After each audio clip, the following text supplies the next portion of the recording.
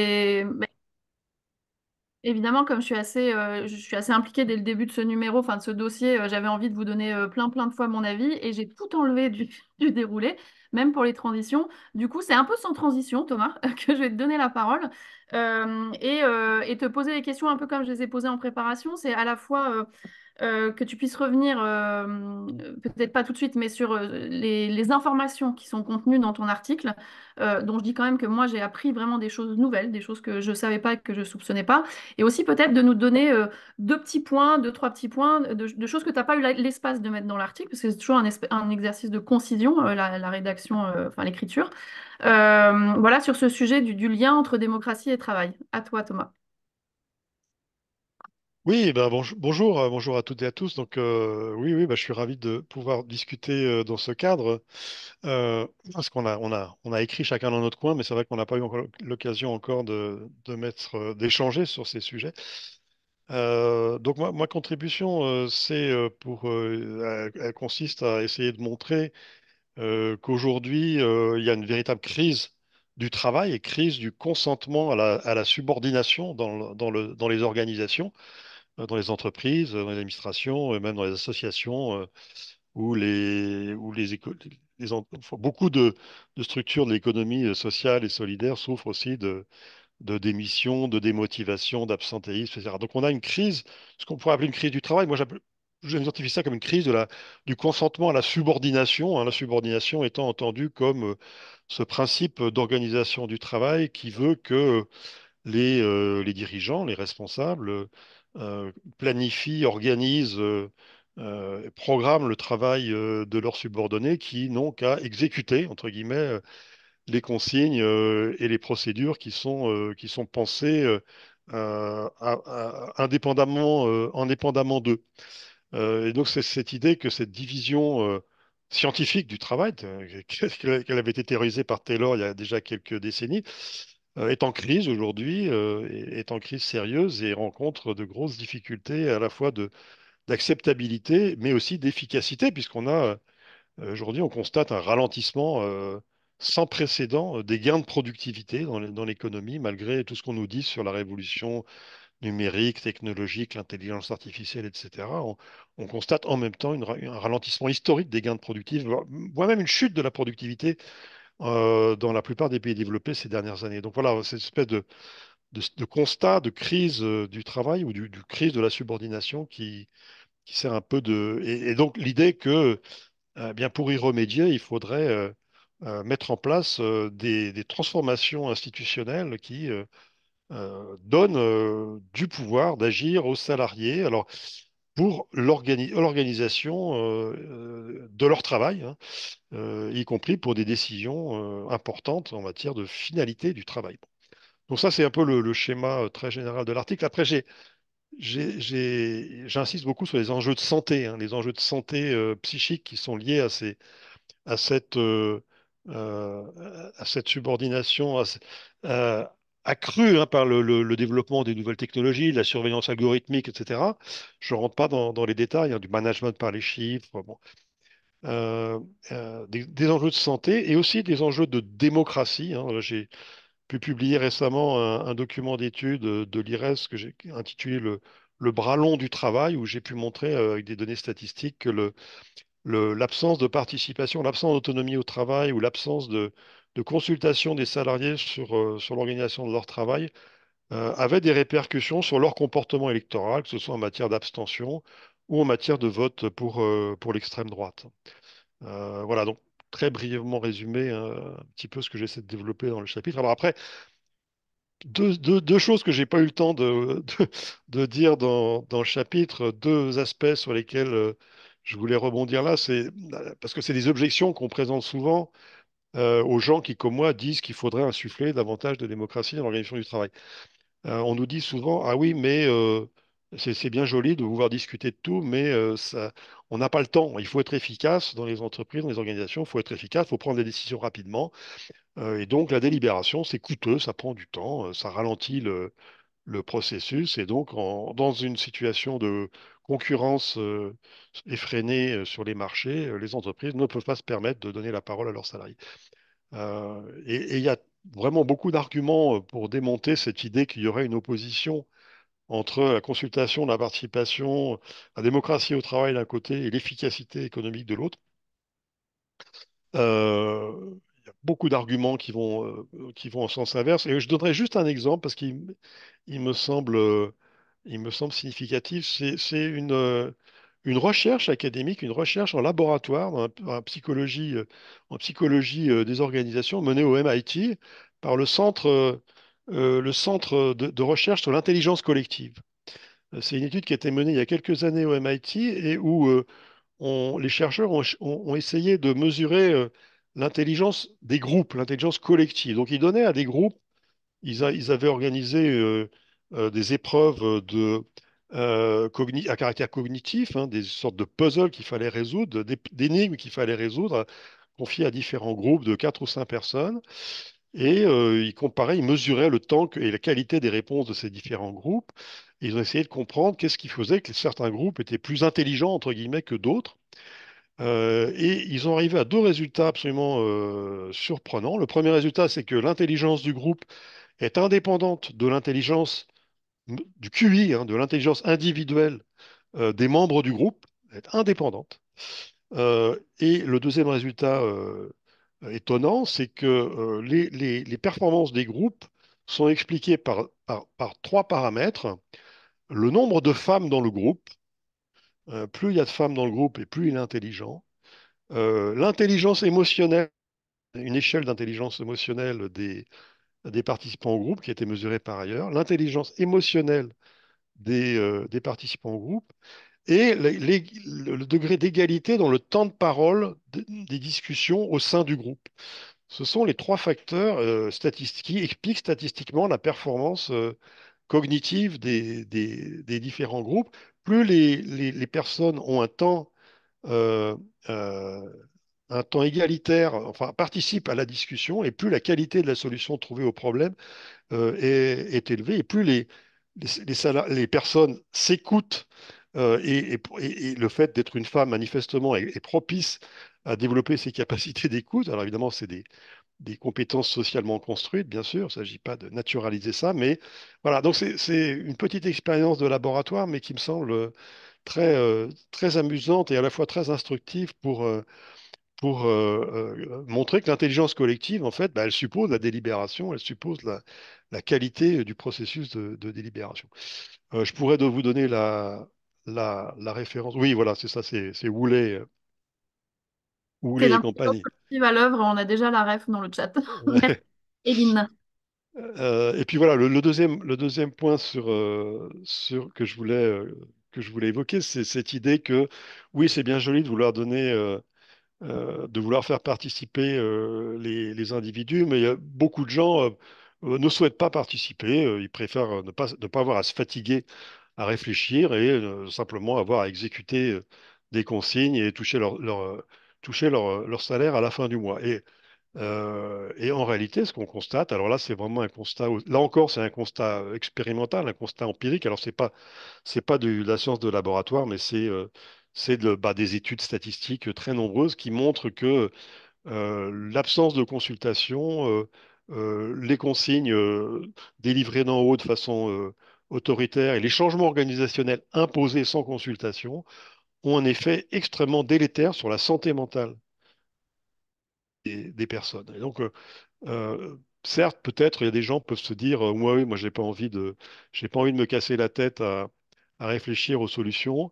Mais en pratique, quand on impose des solutions aux gens sans les consulter, ça les rend malades, littéralement, parce que ça les oblige à faire un travail euh, qui n'est pas adapté, enfin, qui n'est pas cohérent avec leur activité réelle, hein, avec qu'ils sont véritablement amenés à déployer comme compétence, comme effort, comme initiative, comme sensibilité dans leur activité réelle. Et ça a des effets délétères sur leur capacité à se reconnaître dans ce qu'ils ou elles font et leur capacité à développer et maintenir leur santé psychique et même leur santé physique. Donc, la participation, voilà, c'est à la fois un enjeu d'efficacité et un enjeu de santé. Je pense que beaucoup de travaux scientifiques le montrent. Et finalement, la seule chose qui justifie en réalité le règne actuellement dominant de la hiérarchie et du commandement vertical, c'est la structure de pouvoir existante et sa reproduction par les détenteurs de ce pouvoir. Et Thomas, excuse-moi, parce qu'il te reste quelques minutes, et c'est vrai que vu l'actualité et que la question a déjà popé dans le chat, dans ton article, tu abordes rapidement aussi une étude, ou en tout cas des travaux qui ont montré une corrélation entre le niveau d'autonomie et de participation des salariés dans les entreprises et leur potentiel comportement abstentionniste ou vote pour des mouvements d'extrême droite. Est-ce que de la même manière que tu l'as fait pour l'intelligence collective, ou là le rapport à la hiérarchie, tu peux nous en dire un petit peu plus? Sur le lien avec les comportements électoraux, tu veux dire? Oui, absolument. Oui, alors dans les enquêtes sur les conditions de travail, on a beaucoup de... c'est un travail empirique que j'ai fait, un travail statistique, hein. Donc j'ai utilisé des enquêtes sur les conditions de travail où il y a énormément de questions qui décrivent en détail les conditions de travail et j'ai essayé de faire le lien entre ces conditions de travail et les résultats électoraux dans les communes où les salariés interrogés dans les enquêtes ont voté. Et en fait, les variables qui fonctionnent bien, les variables liées au travail qui fonctionnent bien, c'est l'autonomie, hein, l'autonomie opérationnelle, c'est-à-dire la capacité, la possibilité dans l'organisation du travail d'adapter ses gestes, d'adapter son activité en fonction des aléas, et plutôt que d'avoir des scripts ou des consignes extrêmement envahissantes qui empêchent de s'adapter à la variabilité du réel. Donc ça, c'est vraiment un facteur majeur pour l'abstention. J'ai pu montrer que le fait de ne pas pouvoir avoir d'autonomie opérationnelle dans son travail, ça accroît d'environ 30% le taux d'abstention. Et du côté du vote d'extrême droite, c'est vraiment l'impossibilité de pouvoir s'exprimer dans son travail sur l'organisation et les conditions de travail. C'est ça la variable qui fonctionne le mieux du côté de l'organisation du travail. Mais il y a aussi les variables liées à la pénibilité physique du travail et aux horaires décalés. Là encore, c'est des éléments de pénibilité du travail qui sont imposés, sur lesquels qui provoquent évidemment une souffrance, voire un isolement social pour les salariés qui endurent ce type de conditions de travail et qui peuvent les amener plus facilement à se réfugier, on va dire, dans un vote négatif, un vote protestataire d'extrême droite. Et voilà, l'impossibilité de pouvoir s'exprimer, de pouvoir participer, délibérer, de pouvoir discuter, de pouvoir mettre en question les conditions et l'organisation du travail, c'est un facteur à la fois d'apprentissage de la passivité, hein, d'apprentissage de la résignation et finalement sans doute une tendance à on va dire, se jeter dans les bras de solutions autoritaires qui peut-être évitent d'avoir à faire des choix soi-même. Donc merci Thomas, on a probablement répondu en partie à l'interrogation de Corentin. Je pense que enfin, j'imagine que c'est un sujet qui va peut-être revenir dans les questions-réponses. Thomas, j'ai l'impression que tu as balayé les points qu'on avait envisagés en démarrage. Et là, en fait, moi, je suis un peu fébrile parce que je pense que Jeanne boit du petit lait. Jeanne, je ne sais pas si tu es d'accord avec moi, mais il me semble que le, le cadre de réflexion, en tout cas les informations que nous donne là Thomas et celles qui sont présentes dans son article sur démocratie et celles qui nous donnent en plus sur, en particulier, les raisons qu'évoquent les personnes qui trouvent curieux de développer des organisations plus démocratiques. J'ai l'impression que tout ça fait écho à ce qu'on n'a pas pu partager ensemble autour de ta pratique, toi, en tant que consultante. Est-ce que tu pourrais te présenter rapidement et puis nous partager un peu comme Thomas les choses que tu as mises dans ton article et que tu veux nous donner là tout de suite maintenant, et puis les petites choses que tu n'as pas pu mettre et que tu voudrais aussi dont tu voudrais que tu voudrais nous partager, pardon, ce soir. Jeanne, je te Avec vois. plaisir. Voilà, tu es là. Avec plaisir. Merci Julie. Je suis très heureuse d'être parmi vous et pour vraiment prendre la suite de Thomas Coutreau, moi aussi un vrai plaisir d'échanger sur le sujet après avoir posé un certain nombre d'éléments par écrit. C'est vraiment plaisant et c'est en plus particulièrement fort voilà, à J+1 des événements d'hier, de pouvoir avoir ces espaces pour le coup de délibération entre nous et de réflexion là-dessus. Alors moi, je bois du petit lait parce qu'en effet, donc moi j'aime pas trop me définir comme consultante. Donc oui, je fais plutôt accompagnatrice. En tout cas, j'accompagne des organisations et des collectifs de travail à développer la coopération, le partage du pouvoir et des responsabilités dans les organisations. Je travaille au sein d'une coopérative Résilience, dans laquelle nous sommes 6 et dont notre raison d'être est précisément autour de cette question de faire coopérer les personnes et au sein des organisations et les organisations entre elles pour construire un avenir commun désirable. Et il y a un peu de travail, on s'y emploie tous et toutes ici, j'en suis certaine. Ce que j'ai envie de dire, moi déjà, je veux aussi tout de suite mentionner que l'article que j'ai rédigé dans la revue Démocratie, je l'ai co-rédigé, j'ai eu la chance de le co-rédiger avec mon collègue chercheur Corentin qui salue la caméra. C'était un chouette exercice de faire ça. Moi, c'est un exercice que j'avais eu l'occasion de faire dans le passé, figurez-vous, avec Guillaume Gourgue qui intervient juste après, parce que moi, je viens pour le coup du champ de la démocratie participative.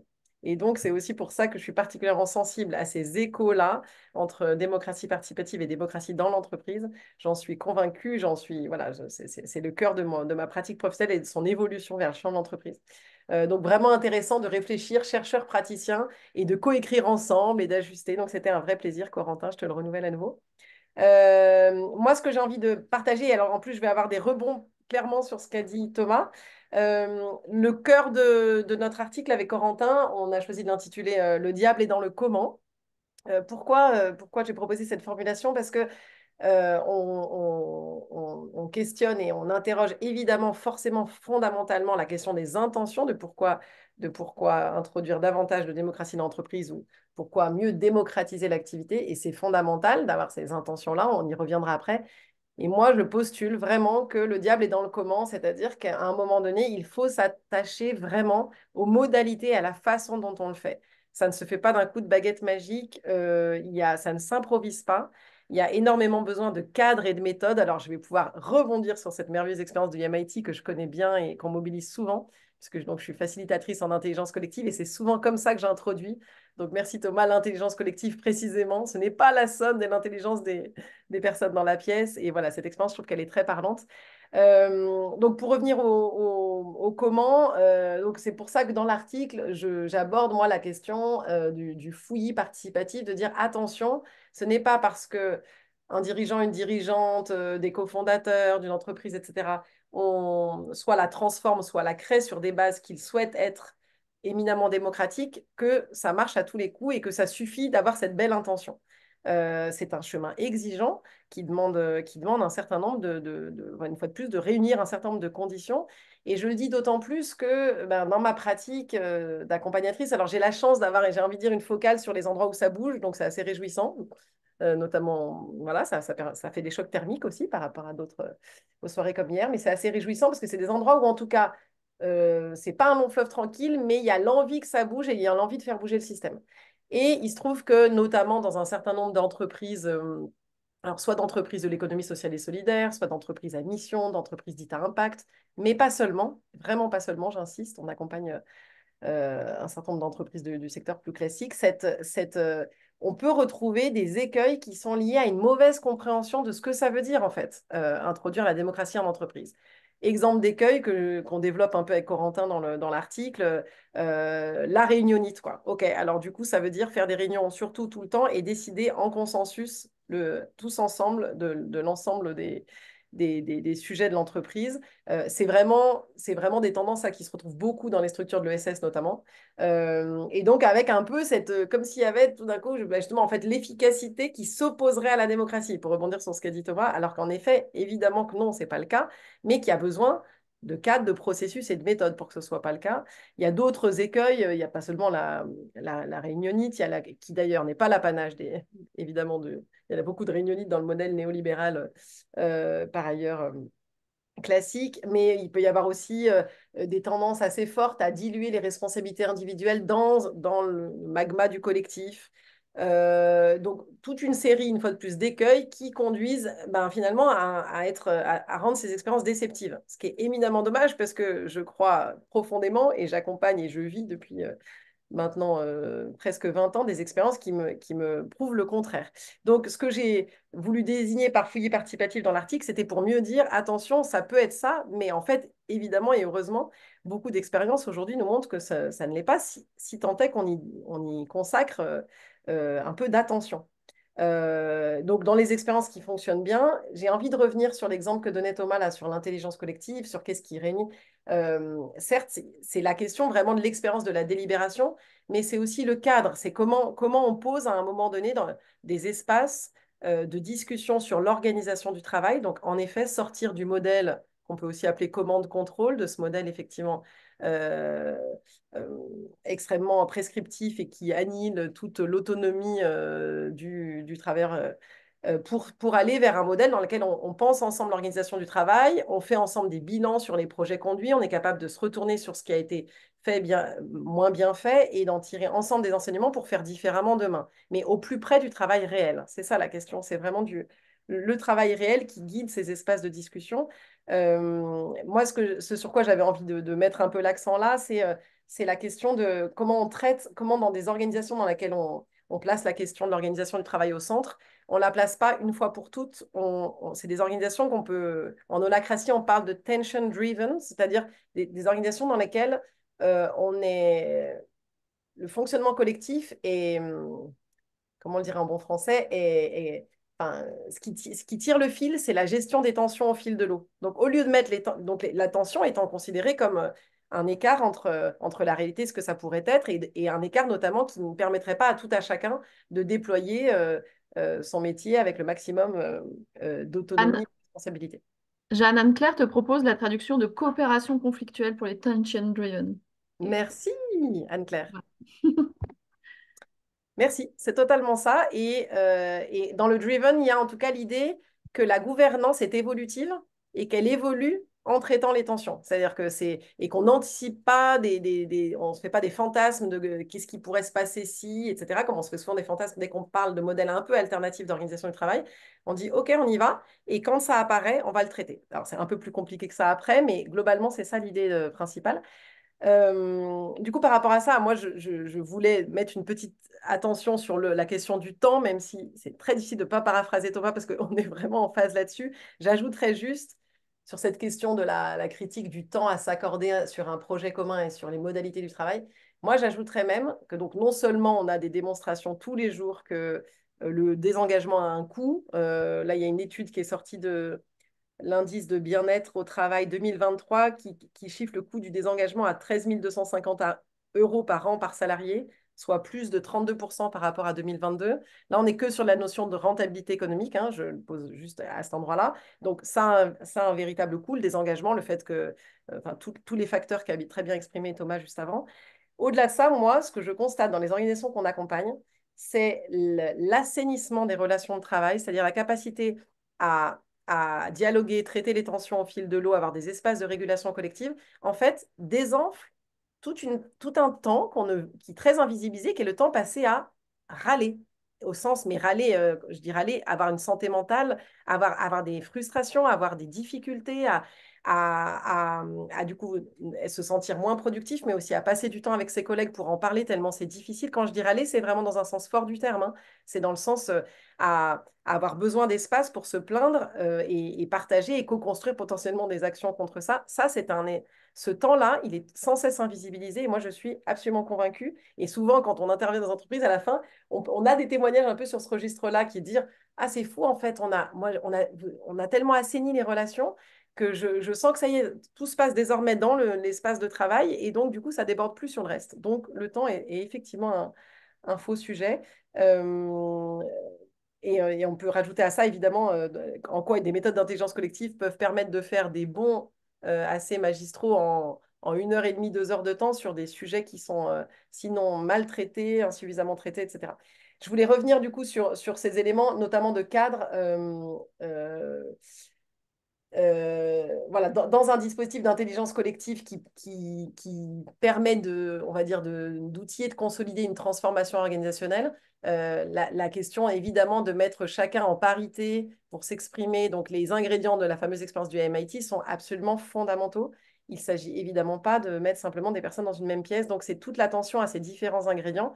Et c'est là-dessus que, Julie, si tu es d'accord, je veux juste développer une dernière idée qui est ma conviction liée à ma pratique, qu'en fait, il faut vraiment bien, pour repenser, démocratiser l'activité et introduire davantage de, enfin, voilà, dans le monde du travail, il faut vraiment travailler sur les deux volets, l'individu et l'organisation. Et en fait, si on en mésestime l'un ou l'autre, ça ne fonctionne pas. Je m'explique un petit peu. On a une tendance aujourd'hui dans le modèle néolibéral dominant, et je suis sûre que Guillaume aura énormément de choses à dire là-dessus, à responsabiliser, à Ah faire non, commence pas à lui ouvrir la porte, s'il te plaît. porter toute la responsabilité sur l'individu. C'est à l'individu de s'adapter. Le manager donc, doit être manager, coach, facilitateur, etc. Il doit répondre à toutes ces injonctions et c'est comme ça que ça doit passer. Évidemment, enfin, je dis évidemment, mais ce modèle est très pernicieux. Il génère des risques psychosociaux phénoménaux. On parle de malaise du management aujourd'hui, c'est pas pour rien. Et à l'inverse, si on travaille que sur l'organisation, c'est-à-dire on fait bouger vraiment l'organisation, on permet que la décentralisation de la décision, par exemple, et toute une série de choses qui avant étaient l'apanage de la direction générale, sans accompagner les individus à développer des compétences et à évoluer dans ce nouveau système, ça ne fonctionne pas non plus. J'ai vraiment des exemples dans les deux cas de figure. Et moi en particulier sur la question de la prise de décision, qui est un sujet qui me passionne, revoir le système décisionnel dans l'entreprise pour introduire de la décision partagée à tel ou tel endroit avec différentes méthodes qui existent aujourd'hui et qui sont très développées comme la sollicitation d'avis ou la gestion par consentement, par exemple. Si on n'accompagne pas et on ne forme pas les salariés, les collaborateurs à développer des compétences, et alors là, ça va reboucler à nouveau, mais c'est capacité enfin, d'écoute, à exprimer des désaccords, à traiter les désaccords, à pratiquer vraiment enfin, ces espaces de régulation. En gros, on n'est pas d'accord, on arrive à se le dire et à comprendre pourquoi. Bah, sans ça, l'organisation, même très belle sur le papier, est vouée à l'échec parce qu'une fois de plus, il faut beaucoup déconstruire et désapprendre bah, tout ce qu'on a malheureusement ingéré depuis un certain temps via notre éducation et via le monde du travail classique qui consiste à se taire et à appliquer la consigne. Donc enfin, pour finir là-dessus, j'étais la semaine dernière, là, il y a 10 jours, à une très belle soirée organisée par l'URSSCOP à Grenoble sur Vivre en coopération. Il y a un slammer qui a slamé pendant les différentes interventions qui parlait de s'entendre sans se tendre. Donc je rends hommage à ce slammer grenoblois parce que je trouvais très beau sur une autre façon de définir la délibération collective. Et donc, bah, évidemment, pour finir là-dessus, sur la conviction qui est en plus étayée par les statistiques, donc j'en suis absolument convaincue que l'entreprise est un espace de citoyenneté. J'en suis convaincue là aussi, c'est empirique. Moi, c'est pas avec des statistiques, mais avec les organisations que j'ai la chance d'accompagner de toute nature, de voir la façon dont la reconnaissance au travail, la prise d'autonomie et la responsabilisation individuelle s'accompagnent vraiment d'une d'une encapacitation, d'une émancipation qui permet de mesurer des trajectoires de citoyenneté derrière des envies de s'impliquer dans son quartier, dans sa ville, évidemment dans les urnes. Pour toutes les raisons, une fois de plus, qu'a cité Thomas Coutreau, j'ai vraiment beaucoup d'exemples qui permettent d'étayer ces statistiques-là. Voilà ce que je voulais vous dire de façon un petit peu brouillon, je m'en excuse. Merci Jeanne. Mais du coup, je dis juste une chose que du coup je vais dire moi quand même, c'est que Jeanne utilise à propos de brouillon une super nouvelle expression dans son article avec Corentin, j'imagine, qui est le fameux fouillis participatif et qu'en fait, je vous invite à lire l'article rien que pour tomber sur cette petite expression qui nous parlera à toutes et tous praticiens de la démocratie participative plutôt côté citoyen et à l'extérieur de l'entreprise. Moi, je m'y suis retrouvée, en tout cas, et je trouve que l'invitation de Jeanne et Corentin à dépasser ce fouillis participatif et l'outil pour l'outil est vraiment intéressante, articulée à tout ce que vient de dire Jeanne autour à la fois du lien individu-organisation, du rapport au temps et de la nécessité de développer des compétences pour vraiment permettre la coopération conflictuelle, pour le dire en bon français. Guillaume, comme je te disais dans le chat, tout ce plan se déroule vraiment sans accroc ce soir. Je ne sais pas si vous en rendez compte chez les participants, participantes, mais effectivement, trois de tes grandes préoccupations hein, que tu as re-abordées dans l'article, qui est un peu particulier quand même, on pourra le dire dans l'article que tu as écrit pour Démocratie cette fois-là, ont été abordées par Thomas et Jeanne, donc l'asymétrie pardon, des rapports au travail, les syndicats, en tout cas dans le chat, il commence à en être question, et le rapport au temps. Voilà, je te laisse peut-être développer sur ces 3 points-là, et puis Ouais. ramasser pour ouvrir davantage sur les questions-réponses dans le chat et directement à l'oral. Du coup, bah, merci beaucoup, Julie. Merci beaucoup à tout le monde pour ces échanges et cette soirée. Du coup, moi, je vais juste me contenter, entre guillemets, de remettre un peu le dossier en perspective du côté du Conseil scientifique de la revue Démocratie. Commencer par remercier Sylvie et Valérie et Julie qui ont fait un travail formidable sur ce dossier, parce que c'est beaucoup de boulot, hein, puisqu'on parle de travail, autant en parler concrètement, de monter un dossier comme celui-là. Et du coup, les retours de Thomas et de Jeanne sur leurs articles sont très précieux parce qu'ils vous montrent sur quel type d'enjeu on a choisi de se concentrer. Parce que vous vous doutez bien que en traitant un sujet aussi large que le travail, la démocratie et la participation, il a bien sûr fallu qu'on cadre. On a fait le choix assez rapidement, dans le cadrage de ce numéro, de parler du travail dans les frontières de l'emploi, puisque le travail, ce n'est pas que l'emploi, hein, pour peu qu'on parle de travail reproductif, de travail de subsistance.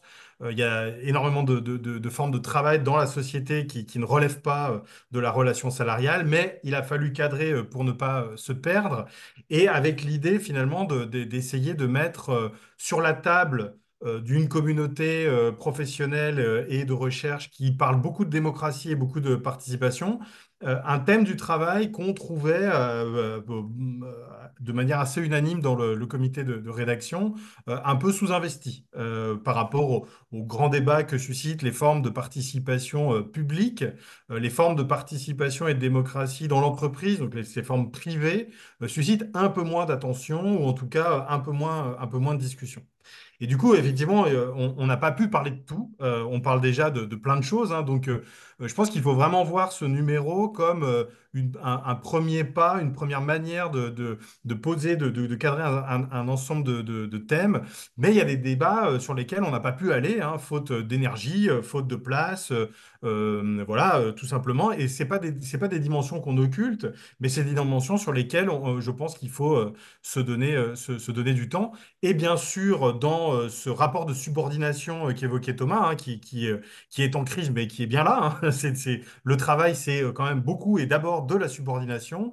Il y a un thème autour duquel on tourne sans y rentrer directement, c'est celui du syndicalisme et de la syndicalisation, avec cette idée que la dimension proprement agonistique de la démocratie d'entreprise, hein, c'est-à-dire faire exister un rapport de force qui permette de faire reconnaître une égalité de parole entre capital et travail, bah, historiquement, cette reconnaissance est passée par le syndicalisme, quelles que soient ses formes et quelle que soit sa diversité, hein, c'est plutôt les syndicalismes.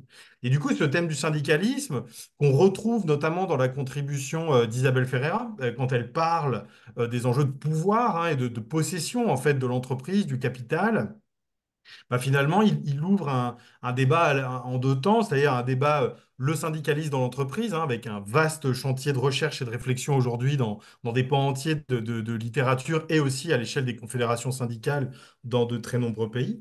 Finalement, comment on fait pour que les syndicats et les syndicalistes ne perdent pas pied dans les collectifs de travail et continuent à exercer aussi une fonction démocratique. Et puis aussi la question de la contribution syndicale à la démocratie tout court, c'est-à-dire leur capacité à mettre sur la place publique le thème du travail et organiser des formes de disputes démocratiques autour de ça. Du coup, ça, c'est une des premières dimensions qu'on traite sans l'aborder frontalement, mais que vous pourrez retrouver par touche dans le dossier. Il y a une deuxième dimension sur laquelle on n'est pas forcément allé trop frontalement, mais qui est un débat qui est revenu à plusieurs reprises entre nous, hein, dans ce dont on a discuté. C'est aussi, il faut en parler, hein, une tendance actuelle, alors qui n'est pas nouvelle, mais qui est très prononcée, à la professionnalisation du participatif en entreprise, qui sont investis par des agents beaucoup issus des civic tech, notamment dans les très grandes entreprises, avec la sensation d'un marché finalement un peu autonome hein, de prestations participatives. Alors, il n'y a pas que des Jeanne Cartier hein, dans dans cet horizon de prestations participatives. Et avec finalement des questions de fond qui se posent, qui sont très animées, ces questions de fond, quand on parle de participation publique, c'est-à-dire est-ce que ces formes professionnalisées de participation courent le risque d'éteindre des logiques conflictuelles et plus dissensuelles de formes de démocratie?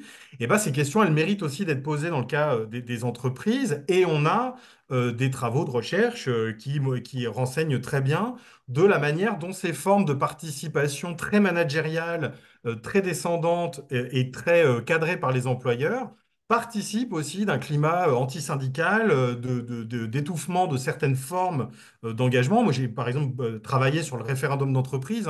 Hein, j'ai eu l'occasion à plusieurs reprises. La question du référendum d'entreprise, c'est pas tellement pour ou contre, hein, c'est quels sont ses usages à ce référendum d'entreprise et à quelle forme de conflictualité ces usages renvoient.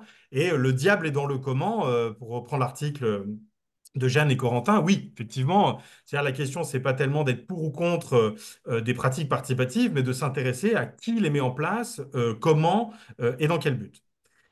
Et enfin, dernière dimension autour de laquelle on a essayé aussi d'aller, mais avec des difficultés à lui accorder toute la place qu'elle mérite, c'est un thème qu'évoquait Thomas hein, très clairement, qui est la dimension politique du travail. Thomas a évoqué son étude, hein, effectivement, qui montre des liens très forts entre ce qu'on vit au travail et la façon dont on existe électoralement en tant que citoyen et en tant qu'électeur.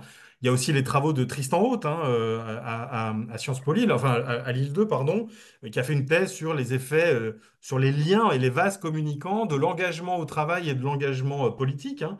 C'est-à-dire la manière dont on vit l'expression et la conflictualité en entreprise a des répercussions énormes sur l'activité d'une démocratie, où l'expérience, le poids de l'expérience de la maltraitance au travail, des licenciements économiques dans des mobilisations telles que les Gilets jaunes, ce que raconte Benoît Coquart aussi sur l'ancrage très fort d'une croyance selon laquelle le patron est le roi dans des zones rurales extrêmement pauvres et qui fait que même des gens qui sont au chômage ou avec des tout petits salaires, finalement, adoptent le point de vue patronal sans trop se poser de questions. Donc, on a vraiment des grosses questions là-dessus. Et du coup, on a voulu poser la question de la place qu'occupe le travail dans la journée, dans le mois, dans la semaine, dans la vie, et le temps que finalement laisse le travail à autre chose. Et ce thème de la démarchandisation de la vie, pouvoir exister dans la société sans forcément perdre sa vie en entier à la gagner. Et du coup, on a notamment un très bel article de Céline Marty qui redécouvre les travaux d'André Gortz dans sa thèse et qui nous fait une contribution, ou la contribution de Dorian Dreuil hein, sur l'idée qu'est-ce qu'on pourrait imaginer en termes de rémunération du temps citoyen et du temps d'engagement. Et on voit qu'on est vraiment aujourd'hui, et ça c'est pour toute la communauté autour de l'ICPC, de la revue, et puis plus largement des gens qui s'intéressent à ces questions, un regain d'intérêt très fort hein, pour les expérimentations, même passées, de formes du travail au travail, de recomposition entre temps libre et temps salarié, du temps de productif et du temps non productif, qui serait par exemple lié à l'engagement. Donc un intérêt très très fort là-dessus, avec l'idée que il n'y a pas de solution magique hein, et que les coopératives ne sont pas que des havres de paix démocratiques et qu'elles posent aussi des questions de subordination et de rapport de force. Et du coup, c'est vers ça qu'on voulait ouvrir avec ce numéro et j'espère qu'on a réussi. Moi, je pense que oui, mais je ne suis pas hyper objectif non plus. Donc voilà, c'était quelques éléments supplémentaires pour essayer de repositionner cette contribution de la revue Démocratie à tous les débats actuels sur le travail et pour dire qu'il est temps que du côté des aficionados du participatif, on se saisisse vraiment de ces questions de travail, de salariat et d'emploi. Merci Guillaume. Bon, bah, écoutez, je ne sais pas si vous avez bien compris le message, mais moi je trouve qu'on a fait une très belle bande-annonce à nous quatre, enfin surtout vous trois, pour donner envie de lire le dossier.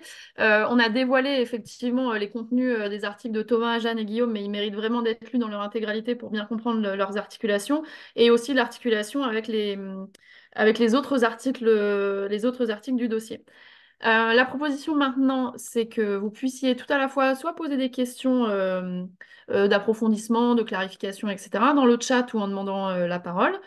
Et aussi éventuellement que, au fur et à mesure de la conversation, on n'est pas si nombreux, on puisse aller vers des échanges de points de vue argumentés, des réflexions partagées, pour nous amener tranquillement jusqu'à 20h.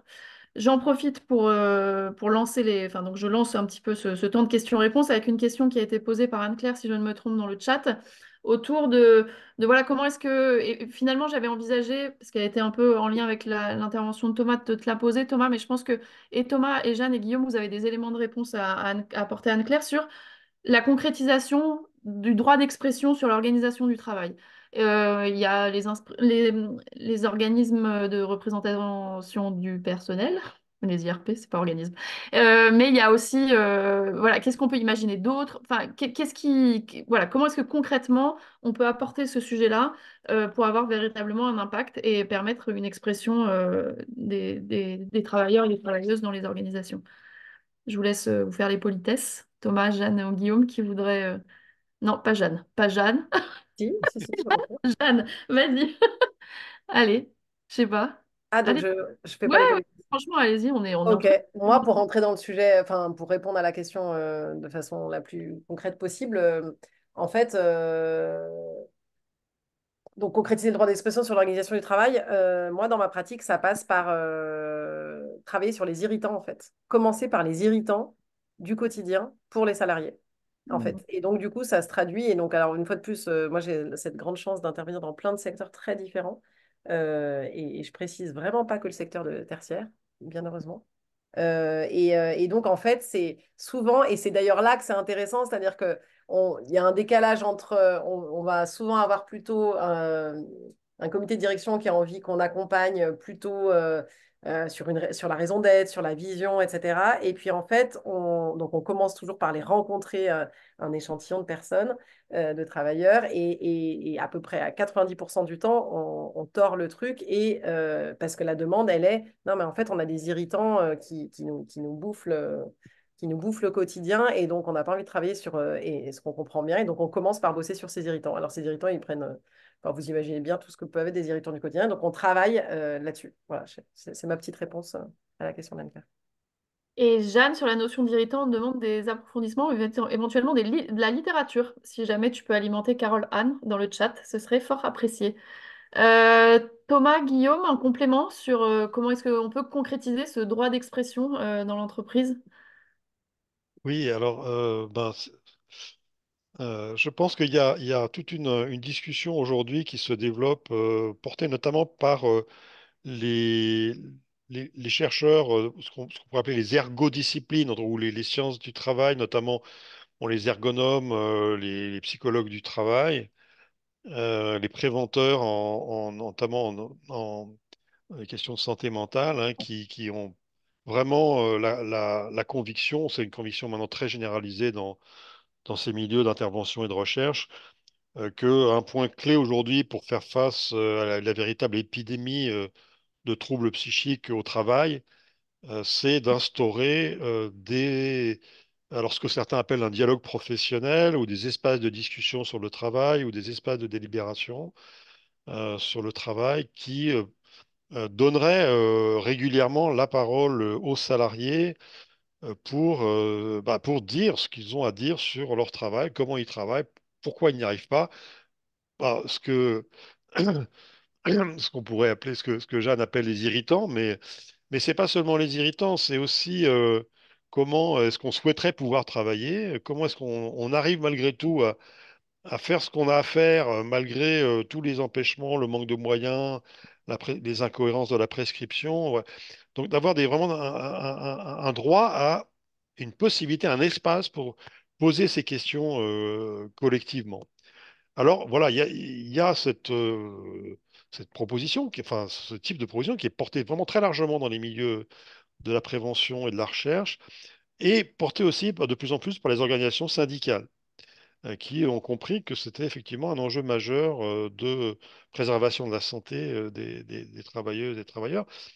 Après, il y a des controverses sur comment organiser, comment est-ce qu'il faut institutionnaliser, hein, ce droit en tant que droit, hein, à la délibération sur le travail, ou est-ce que ça doit être laissé à la négociation collective, aux situations locales, au bon vouloir des négociateurs, des managers locaux.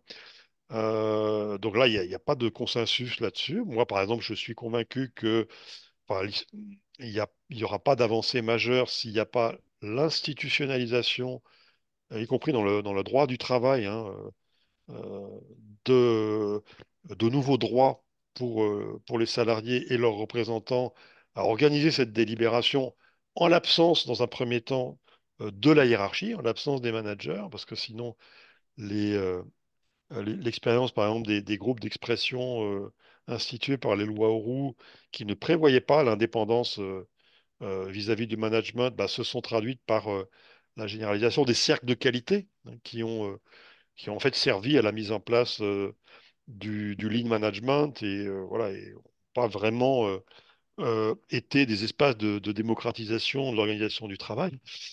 Voilà, donc on a des controverses là-dessus, sur comment organiser ce dialogue professionnel, ces espaces de délibération. Certains pensent que ça va pouvoir se faire par la négociation collective. Moi, je pense que c'est des matières éminemment conflictuelles, hein, dans lesquelles l'intervention du politique sera nécessaire. Mais voilà, je pense qu'il y a vraiment un espace de discussion, enfin, un espace de discussion politique Sur les qui doivent se développer aujourd'hui, parce que je pense que c'est une des priorités de l'heure, y compris d'ailleurs, je pense que les partis politiques devraient s'emparer de ces questions. Il devrait y avoir des débats à l'Assemblée nationale sur, quelle qu'elle soit, malheureusement, c'est peut-être pas le plus probable dans l'avenir immédiat, mais voilà, on est face à véritablement un problème de santé publique et un problème de démocratie politique. Merci Thomas pour cette note d'espoir, Guillaume. Moi, j'aurais quelque chose à rajouter, mais Émilie, peut-être que vous voulez poser votre question avant. Non, merci, je peux attendre.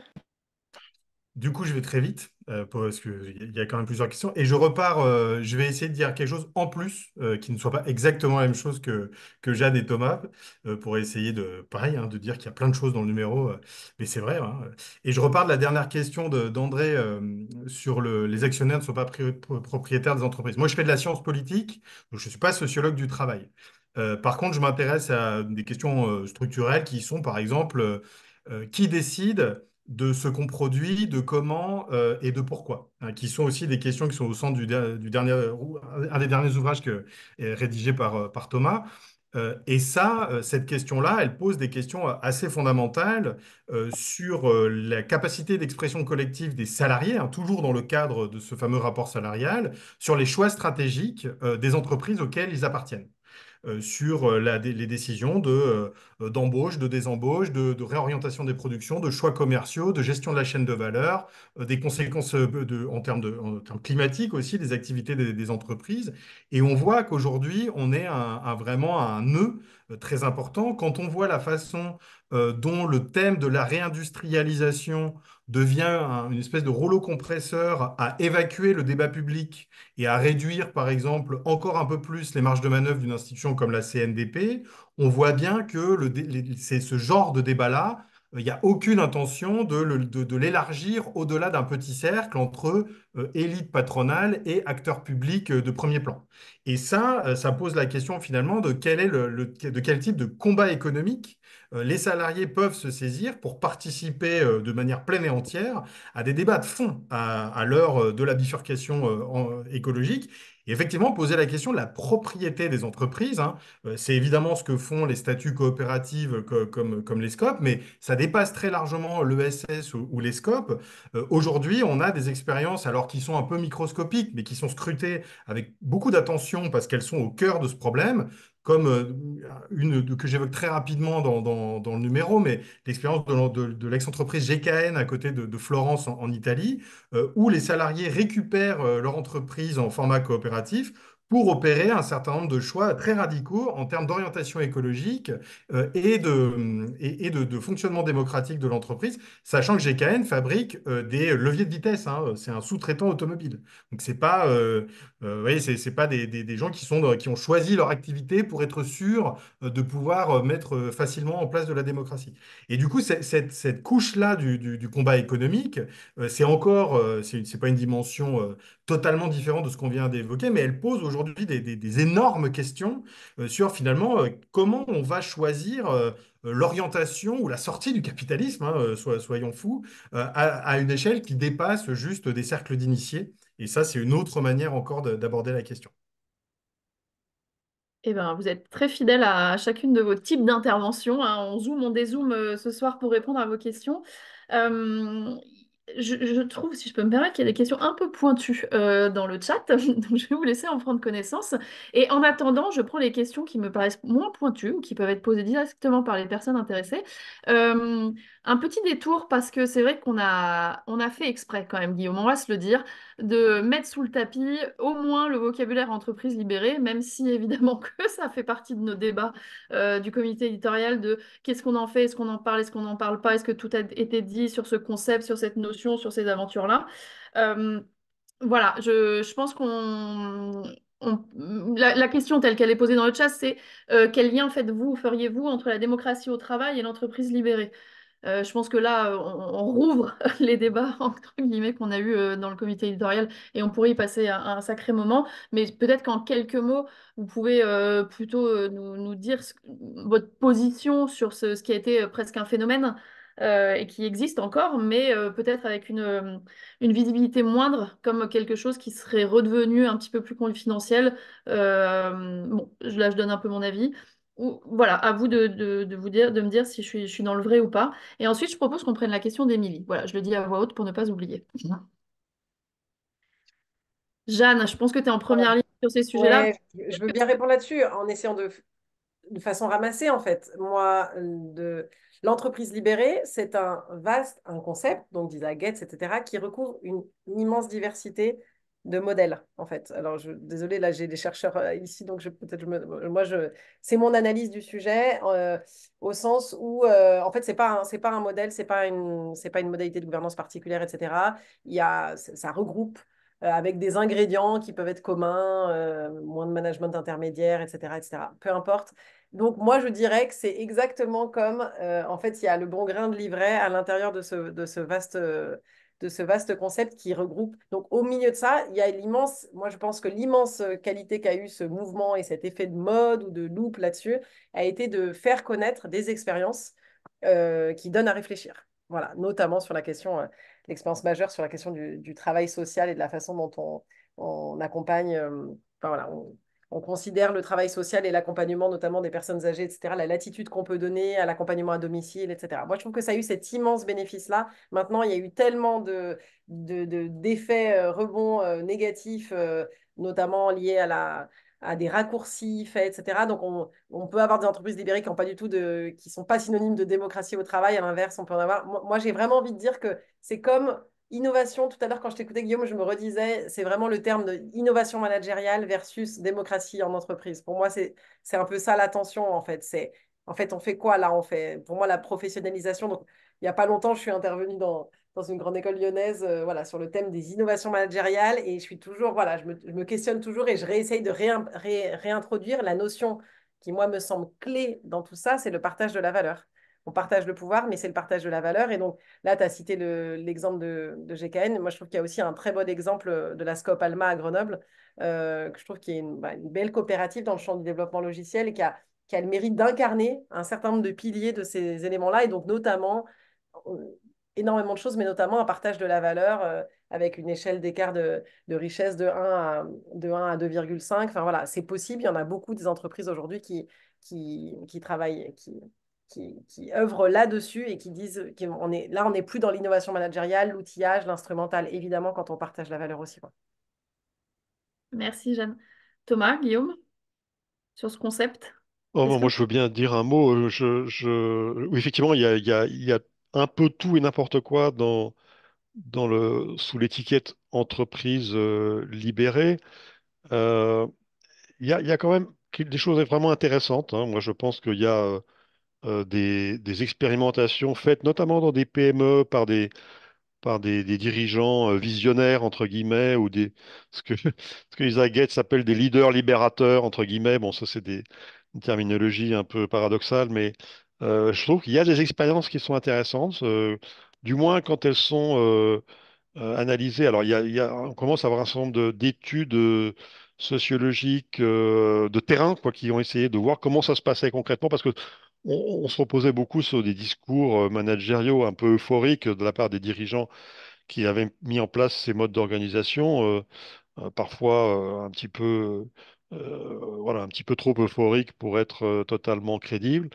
Mais on commence à avoir un certain nombre d'études de terrain qui montrent, voilà, des choses intéressantes sur des formes d'organisation beaucoup plus délégataires, avec une véritable autonomie individuelle et collective des équipes, des capacités d'auto-organisation qui sont laissées aux équipes et aux individus, avec des résultats économiques intéressants, voire spectaculaires. Des inconvénients aussi du côté sans doute souvent de l'intensification du travail, puisque les salariés sont amenés à faire des tâches que faisait leur manager avant, quoi. Donc évidemment, ça rend le travail plus intéressant, mais ça peut le rendre aussi plus intense. Bon, voilà, on a un certain nombre voilà, d'expériences intéressantes avec des conclusions nuancées, mais qui globalement pointent vers l'idée, et là je rejoindrai Jeanne, l'idée que il y a d'autres modes d'organisation du travail que le command and control qui sont tout aussi, voire plus efficaces. Et par contre, là, un résultat qui est quand même aussi assez notable, c'est que souvent, voire presque toujours, dans le cadre d'entreprises, en tout cas d'une certaine dimension, avec des exigences de rentabilité et un contrôle actionnarial, bah, ces expériences sont très instables. Et le départ du dirigeant ou du responsable, c'est souvent des hommes d'ailleurs, qui a mis en place ces modes d'organisation s'accompagne le plus souvent d'un retour à un mode plus traditionnel, plus hiérarchique d'organisation, non pas pour des raisons d'inefficacité ou de faible rentabilité, mais pour des raisons de contrôle. Ça, c'est ce qu'on a pu voir dans plusieurs cas, comme enfin, parmi les plus connus, l'entreprise Favi ou la biscuiterie Poult, qui à un moment donné ont défrayé la chronique dans un documentaire à succès. Bon, bah voilà, c'est des cas qui ont connu des retours en arrière suite à des changements d'équipe ou de direction ou d'actionnaire de référence. Et pareil chez des grands groupes comme Michelin ou Airbus, où des expériences ont pu être tentées, mais se sont montrées pareil réversibles avec le départ du dirigeant qui les avait. Donc voilà, c'est question du pouvoir, je le répète, elle reste une question absolument structurante les décisions en matière d'organisation du travail et souvent elles l'emportent sur les objectifs d'efficacité, il faut bien le reconnaître. Merci Thomas. Guillaume, rapidement, si tu as quelque chose à ajouter, ou tout a été dit. Tout a été dit et je vais ouvrir à ma fille qui tape à la porte. Ok, bah super. Merci. Et bah du coup, Émilie, je te donne la parole pour poser ta question. Merci Merci. beaucoup. Moi, ma question concerne ce terme d'espace de régulation collective. Est-ce que, selon vous, il y a des sortes de règles d'or pour ces espaces? Est-ce qu'il y a des choses qui marchent pour toutes les entreprises? Est-ce qu'il faut justement que ça soit adapté chaque fois à l'entreprise en question? Ok, merci. Moi, je me délecte quand même de nos échanges et j'y vois énormément de parallélisme des formes avec nos questionnements en participation citoyenne, évidemment. Je vais renvoyer cette question à toi, Jeanne, mais juste avant, j'aimerais prendre votre question, Capucine, si vous voulez bien. Comme ça, voilà, on peut commencer à réfléchir aux réponses pendant qu'on répond à la première. Ok, merci. Ma question porte plutôt sur est-ce que vous voyez des liens entre la question de la délibération en entreprise et les enjeux climatiques? Je veux dire par là, est-ce que dans les entreprises plus délibératives, vous voyez plus de soins à l'écologie, la planète, le vivant? De la même manière que des études ont montré qu'il y a un lien avec l'abstentionnisme ou le vote RN, est-ce qu'il y a des choses scientifiques, des études sur ça? Donc côté scientifique, mais aussi côté concret. Eh ben, merci de cette question. Ça élargit un peu la réflexion. Jeanne, pour répondre à Émilie, je pense que voilà, je me retourne vers toi parce qu'elle demande des techniques, des outils. Donc, il me semble que c'est toi qui es le plus en première ligne sur ce sujet-là. Oui, bien sûr. Alors, donc déjà, la première réponse, évidemment, c'est que c'est du sur-mesure auprès de chaque entreprise, bien sûr. Maintenant, euh, construire une démarche d'intelligence collective dans une organisation, il y a des ingrédients à réunir forts. parmi les premiers, je réinsiste là-dessus, le cadre, le mandat, un exercice d'intelligence collective, ça ne vise pas à répondre à un... Enfin, il faut qu'il y ait une latitude réelle sur le sujet pour que... Enfin, ça ne vise pas à répondre à une commande déjà très, très ciblée. Enfin, je ne sais pas comment vous dire. Voilà, il y a besoin de cet espace pour la divergence, la convergence, etc. Donc, c'est vraiment la question du mandat en amont. Et puis ensuite, un cadre propice qui passe à la fois par une capacité à justement à ce que les participants définissent ensemble ce dont ils ont besoin en termes de règles de protection et de permission. On peut parler de ça. C'est un concept de l'analyse transactionnelle qui consiste à, à identifier, à co-construire ensemble de quoi on a besoin pour pouvoir avancer ensemble, parce que c'est pas juste de décréter la parité, on s'écoute, etc. Il y a des règles un peu plus précises à définir. Euh, voilà, j'ai envie de dire ça, en tout cas, une attention portée aux détails, aux conditions. Évidemment, du coup, un tiers facilitateur, c'est beaucoup plus simple. Nous, on forme de plus en plus aujourd'hui. C'est aussi un indicateur intéressant, je pense, à vous partager, qui fait le lien entre démocratie participative et démocratie en entreprise. Aujourd'hui, on forme de plus en plus en entreprise euh, une fois plus des travailleurs, qui soient managers ou pas, à la facilitation. Et dans une optique de développer ses compétences, voilà, de créer le cadre propice à maîtriser une palette de méthodes qui permettent de délibérer ensemble. Voilà, c'est ce que j'aurais envie de dire. Après, peut-être je peux prendre sur délibération collective et redirection écologique, mais Bah, dis en deux mots, et puis je pense que Thomas pourra nous renseigner sur l'existence d'études qui étaient là ouais, aussi. alors moi, ça va pas être sur l'étude, ça va être la dimension empirique. En fait, c'est vraiment intéressant. J'arrive pas justement à, comment dire, il y a un lien évident, très fortement, et moi je le constate, je ne travaille pas que pour des entreprises engagées dans la redirection écologique et la transition sociale.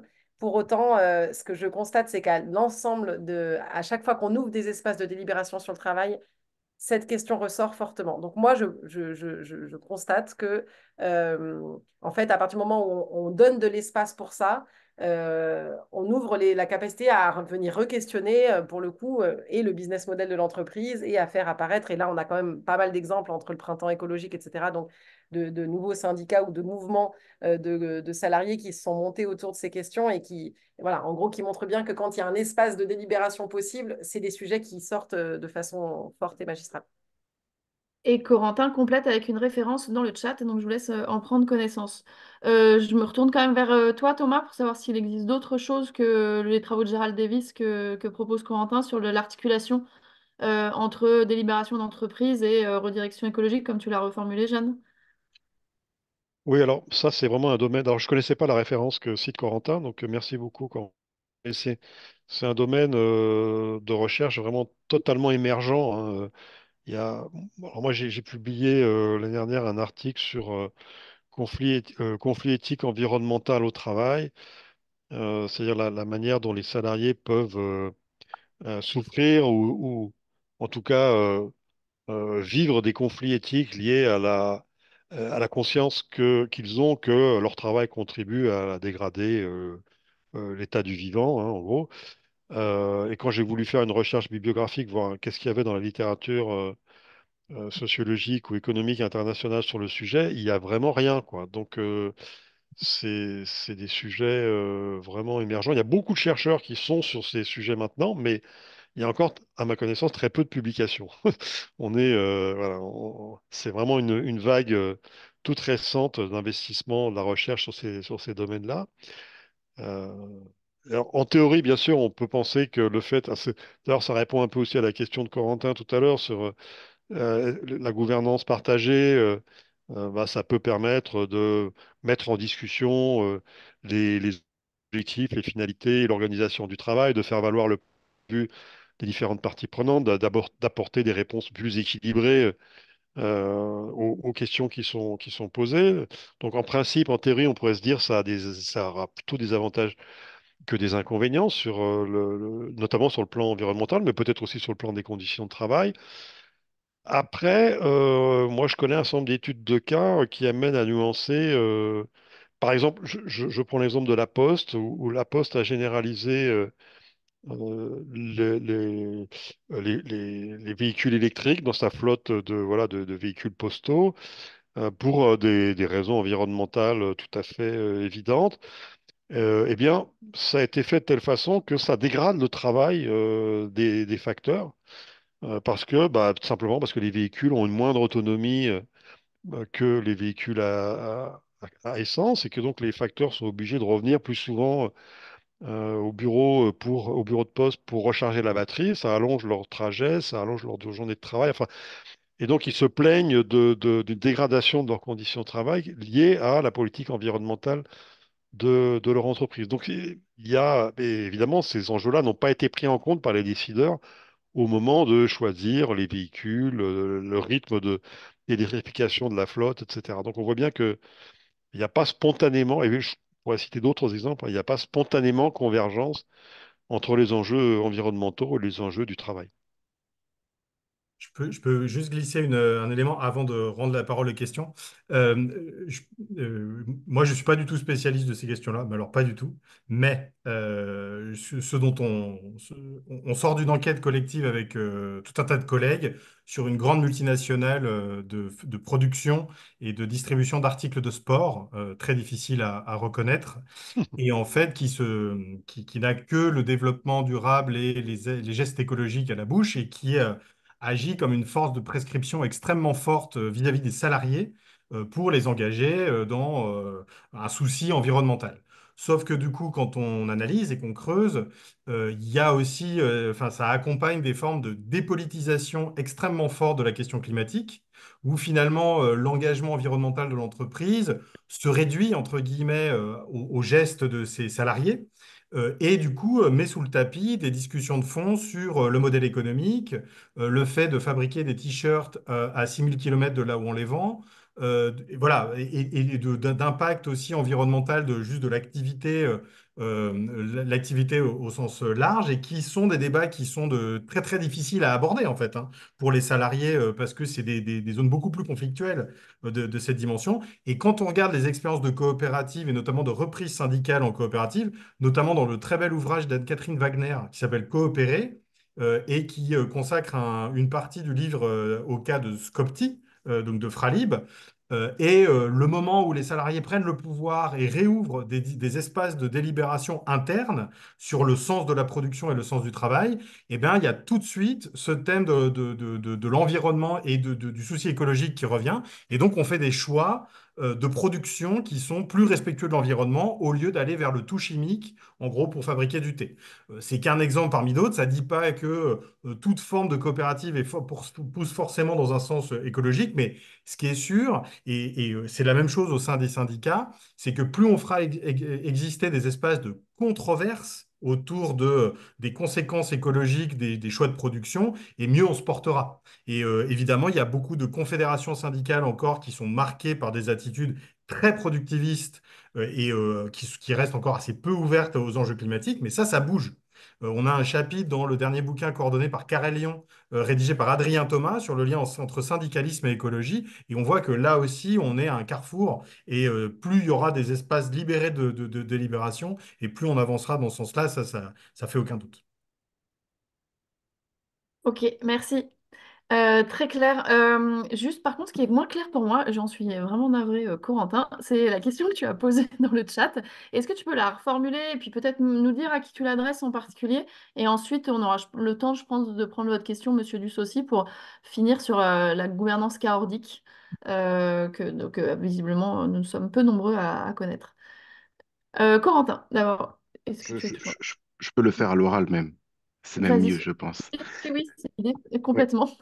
Ok, super. Bah, c'est juste, et c'est quelque chose auquel Thomas et Guillaume ont déjà en partie répondu, mais c'est Mm. qu'on assiste aujourd'hui, notamment dans le SS, à une extension du désir de parties prenantes. Il y a même certaines familles de l'ESS aujourd'hui qui veulent ouvrir leur gouvernance aux citoyens qui proviennent du territoire directement, donc qui ne sont pas bénéficiaires ni impactés directement par l'activité, mais qui, en tant qu'habitants du territoire, ont leur mot à dire sur la gouvernance de l'entreprise. Et ce ce qu'on constate, mais de manière encore très, très émergente, parce il y a encore peu d'études sur le sujet, c'est que ça peut être parfois délétère pour les travailleurs. Et on pense notamment aux travailleurs de l'ESS, aux travailleurs du social qui sont absorbés dans une logique de solidarité et qui, en fait, se dédient à leur travail, se sacrifient pour une cause bien meilleure qu'eux-mêmes et qui ont des conditions de travail plutôt dégradées.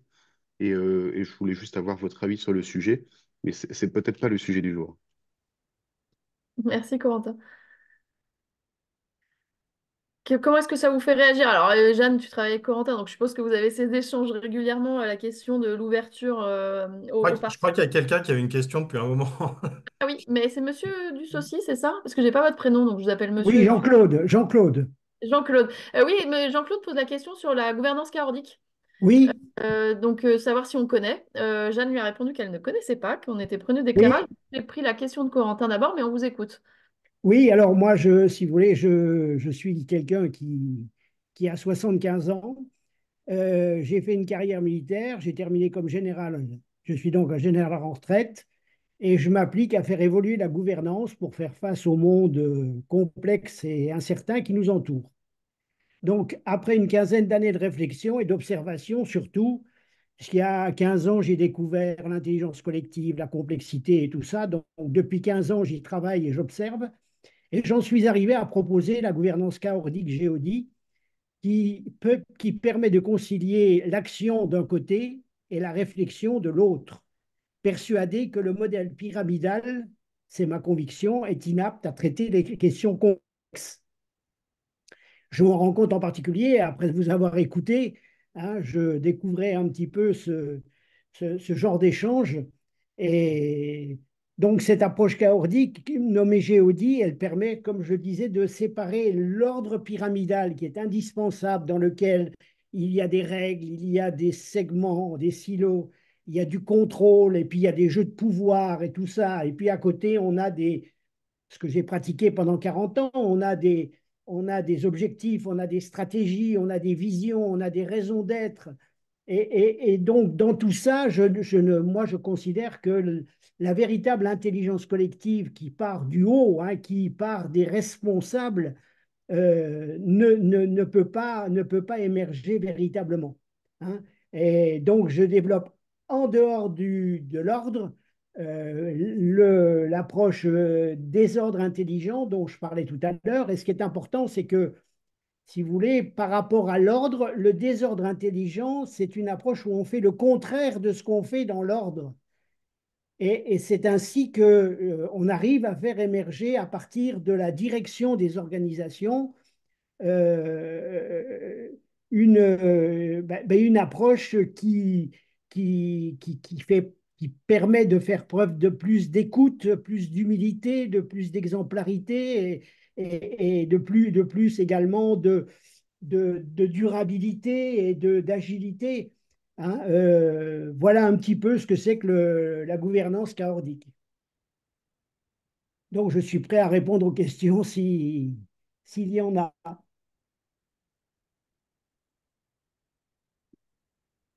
Allô? T'as ton micro coupé, Julie. Oui, bah, je rappelle juste d'abord voilà, ce qu'a posé Corentin. Je ne sais pas quel lien on peut faire avec ce que vous venez de poser, Jean-Claude, mais en tout cas, étant donné qu'il est 20h moins 10, peut-être que c'est aussi l'opportunité qu'on est un peu moins nombreux, voilà, d'ouvrir la discussion. Alors, je me retourne évidemment vers Guillaume, Jeanne et Thomas, mais aussi vers toi, Sylvie, vers Valérie qui avait travaillé le dossier, et puis vous toutes et tous qui êtes là en ligne. Voilà, si vous avez envie de partager quelque chose dans la suite de cette discussion, c'est le moment. Oui, vous avez entendu mon explication? Absolument. Très clair. Oui, Merci beaucoup. Merci. On voit bien encore là, hein, enfin, excusez-moi, j'ai ma petite marotte, mais moi j'ai 15 ans d'expérience en participation citoyenne, tous les parallèles de formes, de méthodes, d'outils qu'on peut faire entre des processus de concertation tels qu'on les connaît dans le milieu très souvent des collectivités locales ou du débat public et les enjeux qu'il y a du côté de la démocratie en entreprise, hein, la question du cadre, le renversement de la pyramide et de la hiérarchie descendante, l'importance des outils sans qu'ils en soient des finalités. Moi, j'ai retrouvé pas mal de choses qui nous animent aussi dans nos Oui, pratiques quotidiennes. oui, alors en fait, comme je disais, hein, dans le désordre intelligent, on fait l'inverse de ce qu'on fait dans l'ordre, hein, parce que l'ordre, il est fait pour traiter justement le modèle pyramidal. Hein. J'ai en particulier une méthode de confrontation sans tension que je développe dans les organisations, hein, et qui permet de faire émerger cette intelligence des collectifs. Je n'aime plus aujourd'hui parler d'intelligence collective parce que j'ai constaté que le terme était trop galvaudé. Alors, je ne doute pas que certains ont effectivement des méthodes et des approches pour faire émerger quelque chose qui ressemble à l'intelligence collective, mais moi, je parle plutôt de l'intelligence des collectifs. Hein, Ok. voilà, Mais- voilà. Sylvie, je t'ai vu demander la parole? Oui, c'était juste pour noter deux, trois points effectivement, de lien entre ce que vous avez dit et puis on va dire les sujets du moment sur lesquels on travaille. Euh, Oui, j'ai trouvé très intéressant le côté dedans-dehors, c'est-à-dire le lien entre ce qu'on vit dans notre entreprise et la capacité d'être citoyen dans la société est très liée en fait, et bien sûr que c'est lié. C'est-à-dire que la capacité de s'exprimer, d'avoir un espace pour s'exprimer, pour donner son point de vue et voir, enfin collaborer au sein de son espace de travail, voire plus largement de l'entreprise et de l'organisation même de l'entreprise. Et du coup, la capacité que, en tant que citoyen, on a de donner son point de vue et d'interagir avec les institutions, etc. Ça, c'est éminemment lié. Et ça me fait référence à quand on fait de la participation citoyenne, on dit toujours, oui, mais en fait, les gens viennent pas, etc. Ils ont pas envie de venir, ils savent pas s'exprimer. Mais voilà, donc effectivement, ce continuum démocratique est à travailler entre, on le sait, l'école, mais aussi donc l'entreprise et la société. Ça, c'est le premier échange, je trouve très intéressant.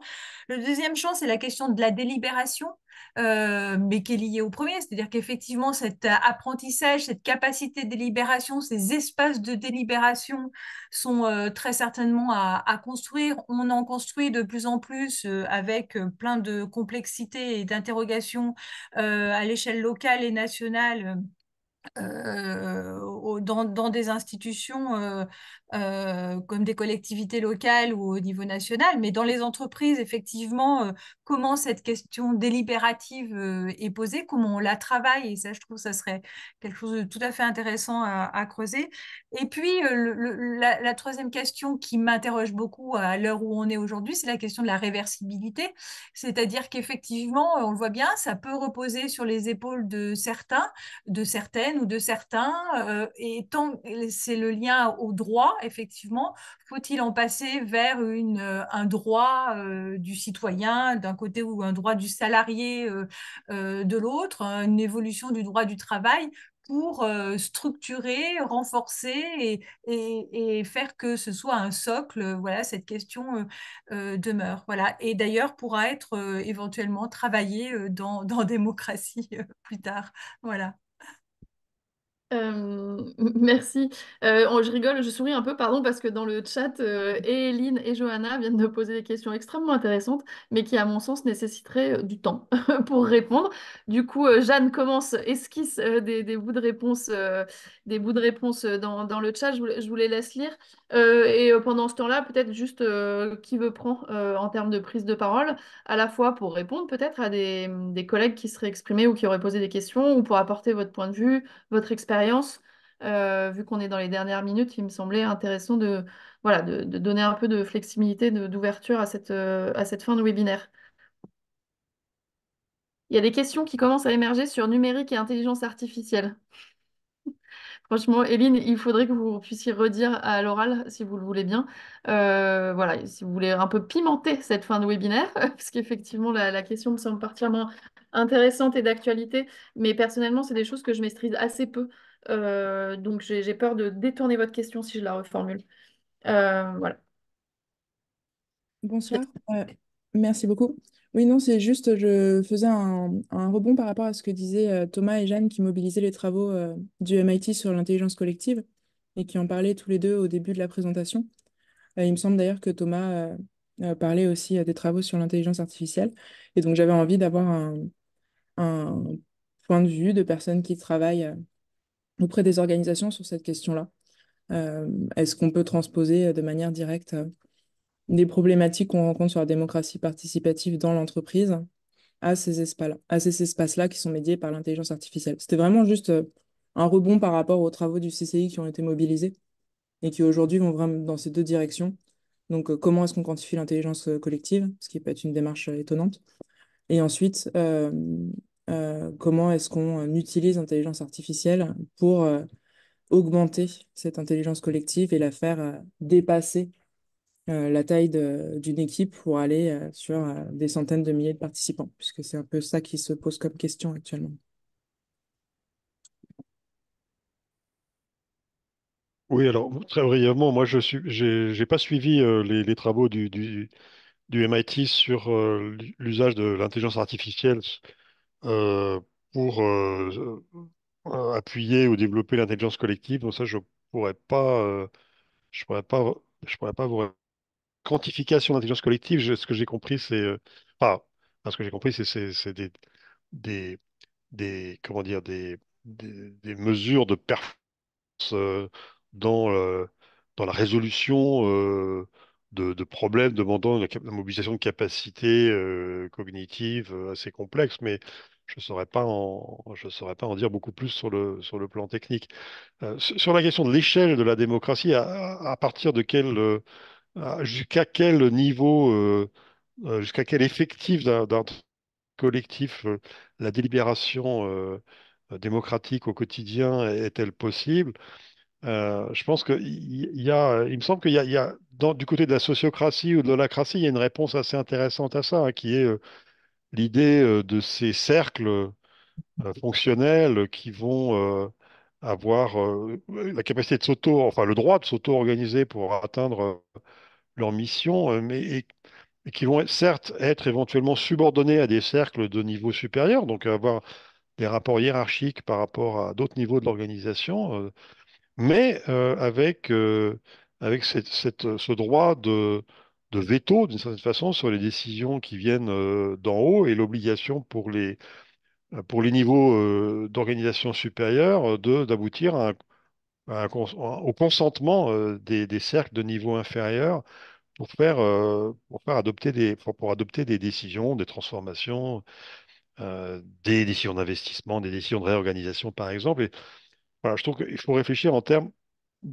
pas tellement de limite absolue à la démocratie liée à l'échelle, au nombre de participants, mais de structure, d'organisation, de la répartition, de la distribution du pouvoir qui peut, à mon avis, concerner des organisations assez grandes à partir du moment où il y a des règles de répartition et de distribution du pouvoir qui ont été constitutionnalisées, hein, dans l'organisation de la décision, quoi. Et je pense que ça,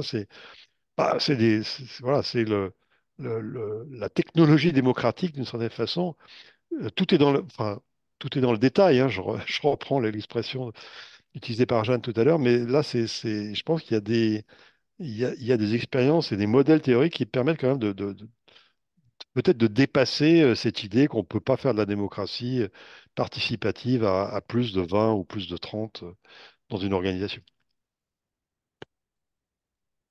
Je veux bien compléter un tout petit peu, hein. C'était ma réponse dans le chat, elle allait exactement dans le même sens en fait. C'est pas de dire, c'est la question des cellules en fait, c'est la taille des espaces de délibération, enfin si on les appelle comme ça, en tout cas de construction d'horizons communs, etc. Et donc vraiment une fois de plus, ça fonctionne comme ça dans effectivement les organisations par cercle, mais beaucoup plus largement, voilà. Donc moi, pour répondre à la question sur l'IA, je crois que c'est un sujet sur lequel je suis encore en trop grande résistance pour avoir une projection constructive. Moi, je pense qu'il y a déjà un sujet entre civic tech et espace de délibération comme on les pratique nous.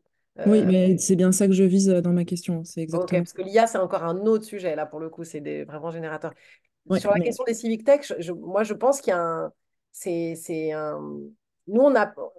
Comment dire? Moi, j'ai envie de parler de mon expérience. Moi, je n'ai pas vécu d'expérience dans ma vie professionnelle au cours de laquelle des civic tech ont permis de façon très qualitative, sans instrument, sans simulacre, etc., de vraiment faire bouger des lignes, de ne pas être finalement une façon de. Voilà, un simulacre participatif ou finalement plutôt une logique de baromètre et une logique quantitative. Je ne l'ai pas vécu, je ne dis pas que ça n'existe pas. Je sais qu'il y a voilà, une fois de plus, un certain nombre de collectifs qui travaillent là-dessus. Moi, je reste voilà, plus sur le besoin d'échanges humains et de faire ces éléments à cette échelle-là. Je voulais rebondir sur la question que je trouve hyper intéressante de Corentin là, sur la gouvernance multipartie prenante. Je la trouve vraiment intéressante parce que on y est passé vite. Moi, elle me parle en fait dans les structures engagées. Il y a vraiment une capacité chronique à penser l'inclusion des bénéficiaires et d'à peu près toutes les parties prenantes dans la gouvernance, leur pouvoir de décision, etc., avant même d'avoir pensé effectivement qu'est-ce que les salariés vont pouvoir, eux, comment ils vont pouvoir infléchir et comment on va pouvoir prendre soin de leurs conditions de travail. Moi, je trouve que c'est un sujet majeur.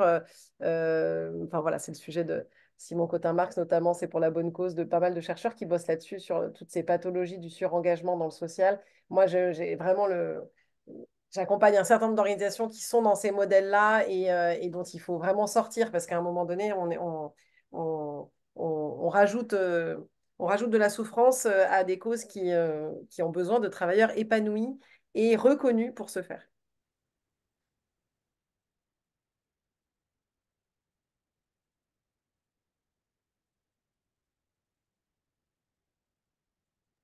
Julien, on t'entend pas.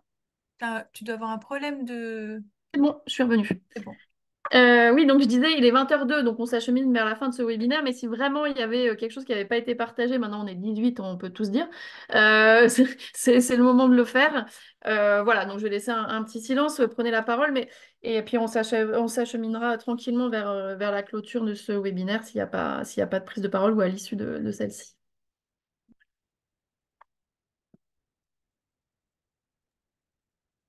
Évidemment, ça continue dans le chat entre les gens qui saluent le départ.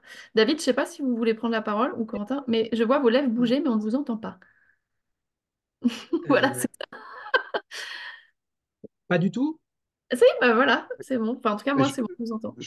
je voulais juste partager quelque chose et ça n'est pas une question, donc ça n'appelle pas de réponse. Et c'est juste que je suis intervenu à la Sorbonne la semaine dernière sur un master de RH sur la démocratie au travail. Et j'ai introduit par un petit tour de table autour avec tous les étudiants pour savoir qui avait déjà entendu parler du sujet. Et la seule étudiante qui avait entendu parler du sujet, c'est celle à qui avait été fourni un travail à préparer pour le jour même. Donc, on a encore un petit peu de boulot. Merci à toi. David.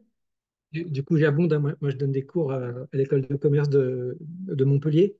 Et la démocratie au travail, pour eux, c'est une utopie. Ça leur vient même pas à l'idée. Euh, En fait, en termes pratiques, on parlait, il y avait une conversation intéressante sur les tailles des participants et comment garder ça opérationnel. En fait, si on voit les conventions citoyennes, et pour faire le lien avec le monde citoyen, tout le monde ne participe pas et pourtant on arrive à des résultats très représentatifs de collectifs très larges. Donc, il est avec je vois que Julie n'est pas convaincue forcément. En tout cas, il y a des possibilités pour ne pas prendre trop de bandes passantes sur le travail opérationnel, de faire prendre des décisions déjà au maximum en les envoyant au plus près du terrain, au plus près des décisions en fait transactionnelles, etc. Et puis ne garder que les décisions très stratégiques qui concernent tout le monde à plein. On peut faire des tirages au sort aussi. Et pour revenir sur les différents groupes, en fait, malheureusement, je ne retrouve pas le nom de l'auteur, mais Il y a quelqu'un qui a parlé d'une taille de groupe créatif où en fait on peut avoir une conversation comme celle qu'on est en train d'avoir en ce moment. On se voit tous, on s'entend tous. Ça, c'est en fonction de l'expérience des personnes qui participent, entre 8 et 20 personnes. Ensuite, on a donc la taille de Dunbar, les fameux 150, où on se connaît tous, on a tous un nom. Et puis, à l'échelle d'après, où on ne se connaît plus en tant qu'individu, mais on fait quand même partie d'un corps et on peut quand même prendre des décisions, notamment, comme ça a été rappelé, par les différents cercles possibles. 12 fois 12, ça fait 144, par exemple. Voilà, je me tais, merci beaucoup. Merci. Peut-être un Euh, tout dernier mot. Vas-y, Guillaume, et ensuite Sylvie. Juste peut-être pour conclure là-dessus, me concernant, tous ces débats sur l'organisation de la délibération d'entreprise sont très intéressants.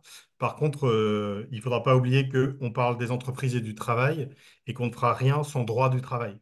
Et que ce que pose aujourd'hui comme difficulté le fonctionnement de l'économie de marché, c'est la sous-traitance en cascade, c'est la dégradation des statuts d'emploi, c'est la prolifération des auto-entrepreneurs et c'est la déstabilisation globalement de la citoyenneté salariale. Et du coup, on a tendance à raisonner comme si tout le monde était salarié dans le privé ou dans le public en CDI, alors que ce n'est pas le cas. Et du coup, des conditions préalables quand même pour commencer à imaginer des formats dans des très grandes entreprises ou poser la question de la taille, c'est aussi raisonner sur des formes de protection sociale qui étaient attachées aux statuts salariaux et aussi divers soient-ils et qui sont en train d'être très progressivement détricotées.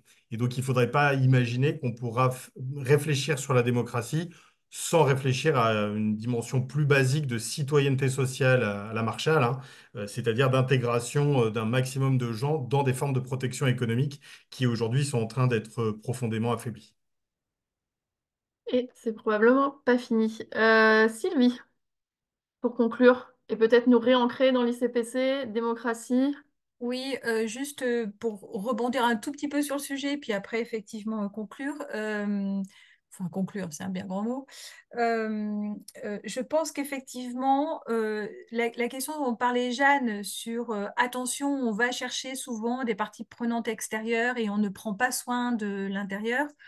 Dans les institutions publiques, et pour faire le lien avec Guillaume Moussy, ça existe dans les entreprises, mais ça existe aussi fortement dans les institutions publiques, collectivités et l'État pour en connaître, enfin, connaître un certain nombre de personnes. Et je pense qu'effectivement, ça, c'est une tension assez importante à tenir. Ça peut être assez facile, en fait, d'aller chercher des gens à l'extérieur et s'enrichir de l'extérieur sans prendre soin et entendre des expressions à l'interne.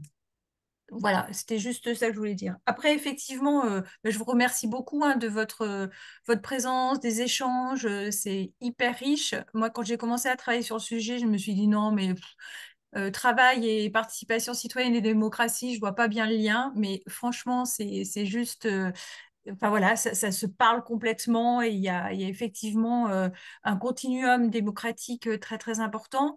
Première chose, du coup, on pourra continuer à en parler dans démocratie, hein. On a des articles au fil de l'eau, donc c'est des sujets sur lesquels voilà, à la fois chercheurs, praticiennes, praticiens pourront s'exprimer et revenir sur la question.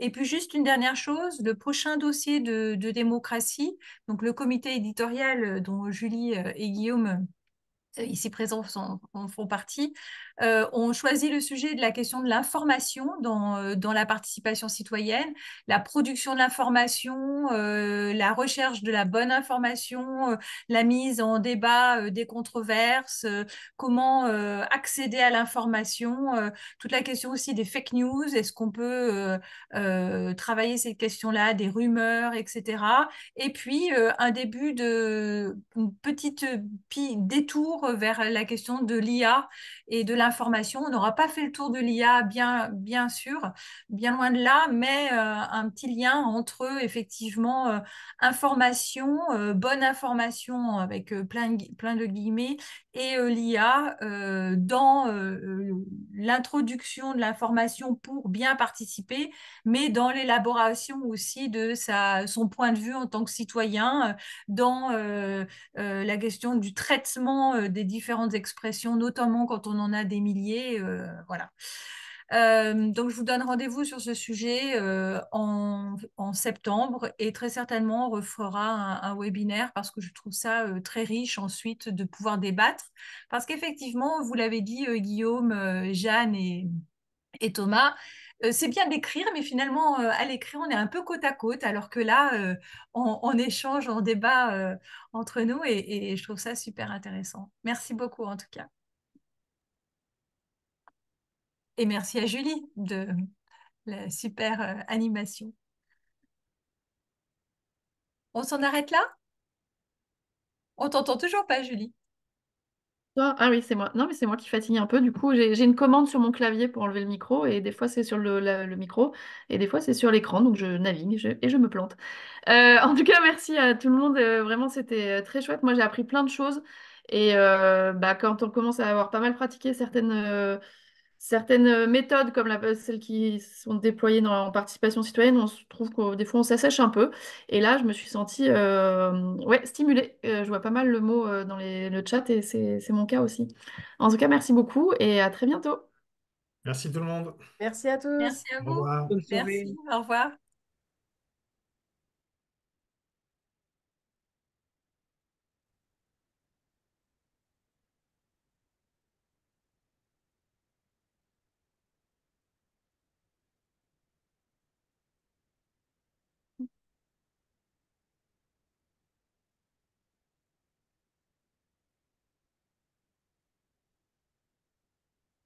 Chouette. Ah, voilà, j'ai remis. Bon, et ben écoute, merci beaucoup. Bah de rien. Euh, Quel sport. C'était simple, bien, C'est super, très bien. bah, très très bien. Ouais, et encore une fois, moi je suis sûre que le fond aide vachement là pour le coup, hein, parce que moi j'ai rarement assisté à des webinaires où il y a autant de questions de haut niveau. Enfin, honnêtement,